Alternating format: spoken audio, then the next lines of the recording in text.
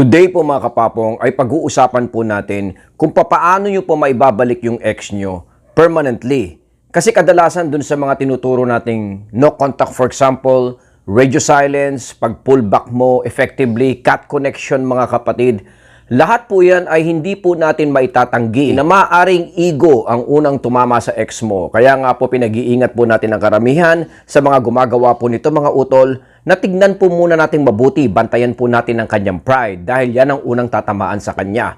Kadalasan mga kapatid, meron kasi mga instances na kahit bumalik ang ex mo pagkatapos nga po ng no contact, kung saan na-realize niya na namimiss ka niya, ganun ang importansya mo sa kanya kapatid, ay umaalis din. Kaya base po sa experience natin as a relationship coach, recovery coach, ay kailangan pag-aralan po nating mabuti kung paano po natin mapapanatili ang ex natin. Yung hindi na po tayo iiwan, hindi na po siya aalis, at hindi na po tayo masasaktan. How to keep your ex permanently and how to win your ex mga utol ang pag-uusapan po natin.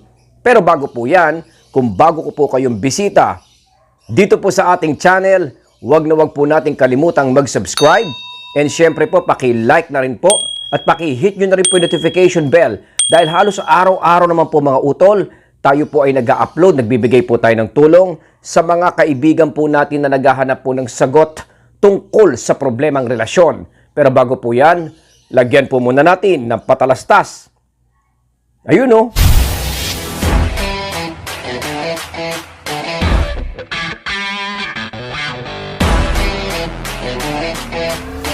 So sa katanungan, nababalik ba ang ex mo? Possible ba ito mga utol? Of course. Lalong-lalo na nga po kung meron kayong malalim na foundation at natural na naipakita mo sa kanya at na-express sa kanya ang iyong care, pagmamahal, mga memories, fun moments mga utol, lahat po ito ay tinatawag po nating attachment.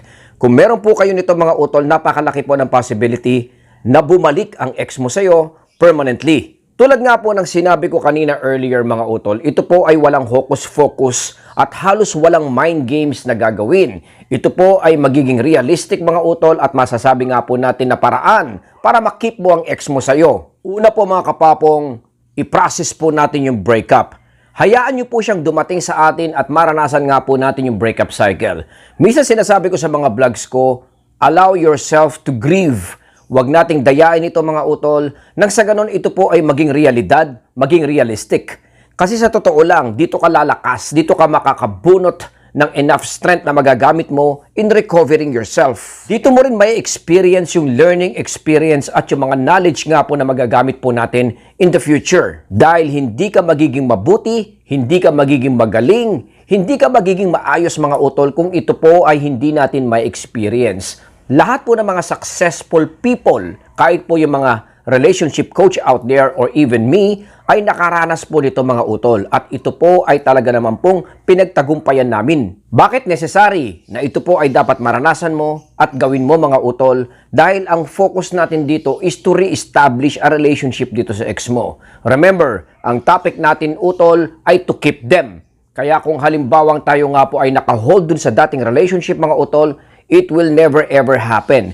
Ang mangyayari ay magkakaroon lang po kayo ng blaming part, magkakaroon lang po kayo ng additional negative sa isa't isa mga utol, pero it will be impossible for your ex na ma-inspire uli kung halimbawang hindi niya makikita na kaya niyong magbago, na kaya mong mag-establish ng bagong relationship. Ang susi dito mga utol, tandaan po natin, ay yung tinatawag na similarity, pagkakapareho. Ito po ay madalas kong binabanggit sa mga vlogs ko previously mga utol dahil ito po ay napaka-importante in winning your ex back.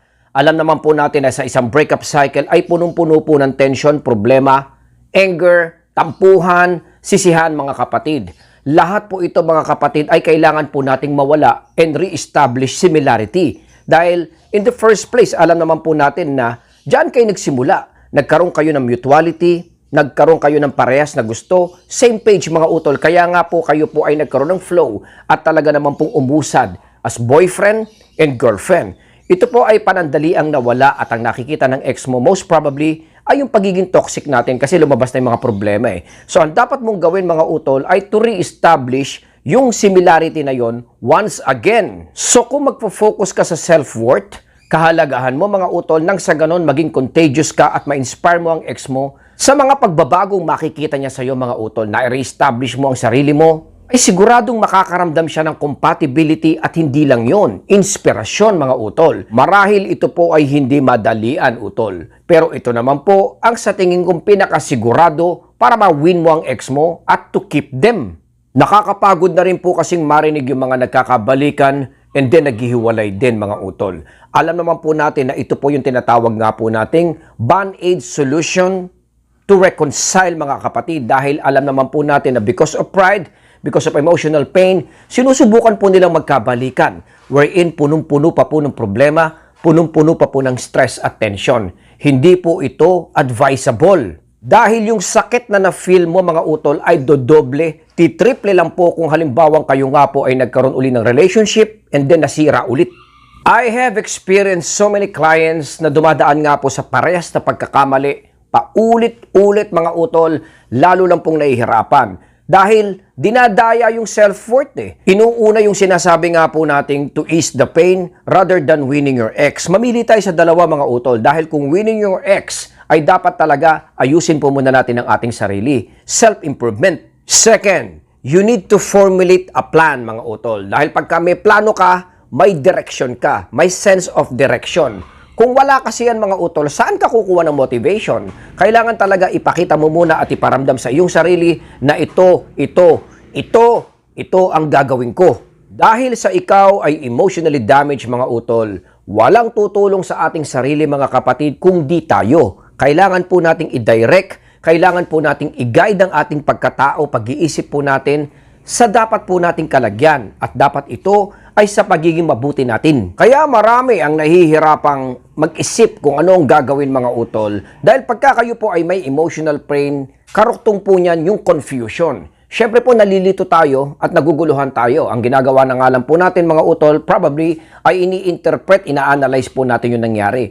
Kailangan kalimutan din po natin yun mga utol at gumawa nga po tayo ng vision or plano. Dahil mai-eliminate po nito yung confusion na maaaring nararanasan mo sa kasalukuyan. Along with our very effective topic today mga utol, ay ipapaalala ko rin po yung kadalasang ginagawa natin, yung nagpapaawa.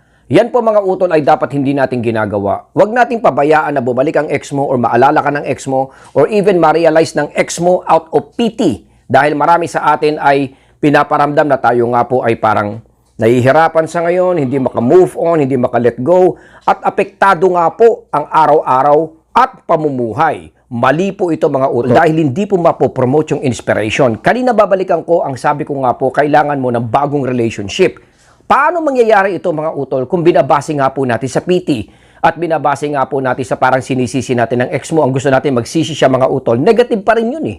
Kahit na sabihin na natin maalala ka niya or maisip nga po niya na mahal ka niya mga utol, hindi pa rin po siya mamomotivate. So papaano kayo magkikita at papaano nga po kayo magkakaroon ng bagong relationship kung ganito ang itsura ng emotions nyo?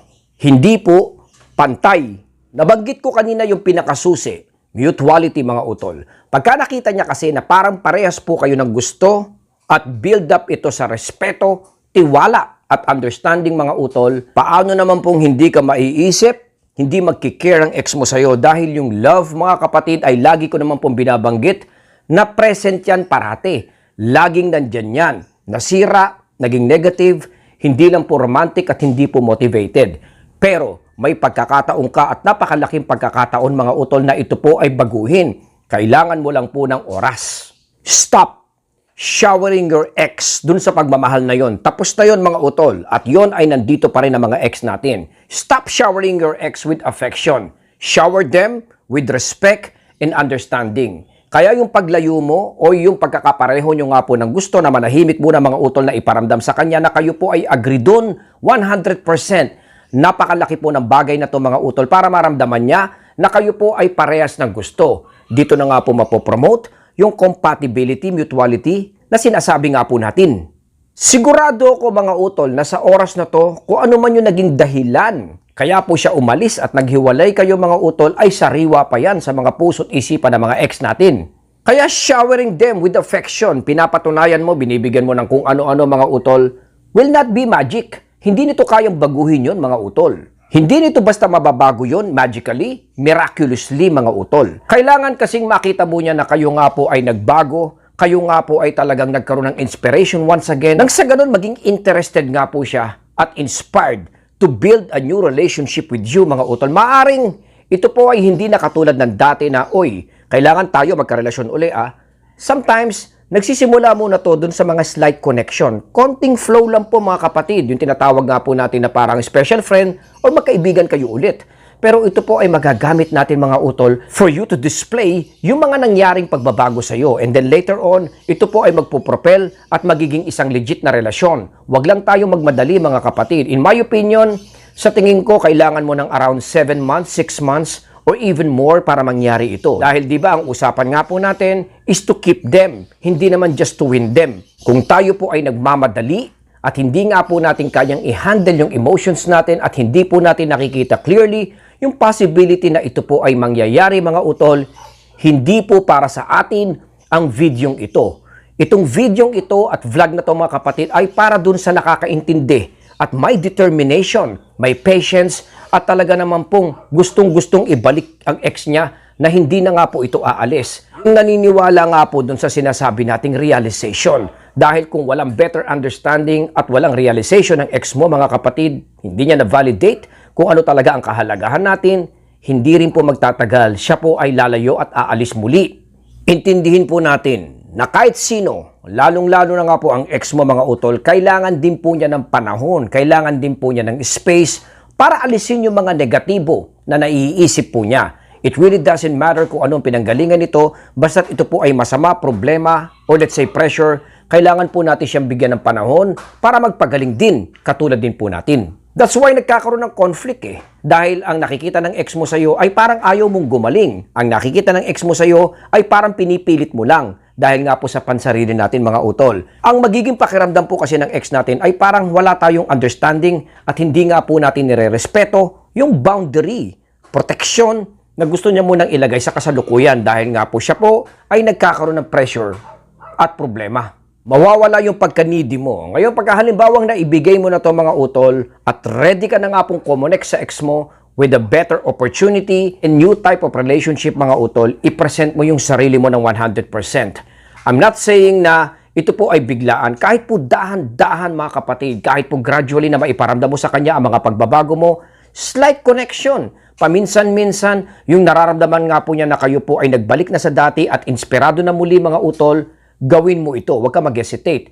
Pero, provided na nabago mo ng sarili mo and also provided na naibigay mo na yung enough space para naman siya po ay gumaling din. At kung ramdam mo na pwede na po kayong mag-build ng bagong relationship muli mga utol kahit hindi na po katulad ng dati, basta't special at positibong relasyon mga utol, napakagandang simula na po ito. Hanggang dito na lang po muna si Papong TV. I hope na nakatulong po tayo dyan sa karamihan. Bantayan po natin at syempre po alagaan po natin ang ating pamilya. Maraming salamat po sa inyong lahat. Papong TV.